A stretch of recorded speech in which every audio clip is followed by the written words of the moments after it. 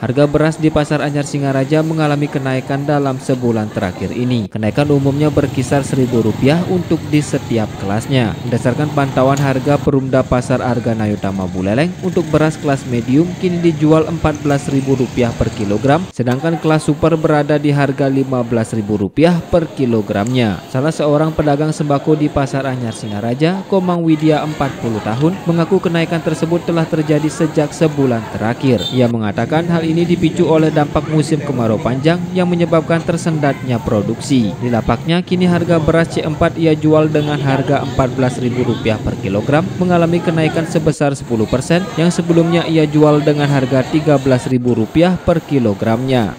Harapan kalau bahan-bahan pokok harusnya jangan terlalu besar naiknya, biar bisa dijual untuk mencukupi kebutuhan. Dari 13 ke 14 hampir 10% lah.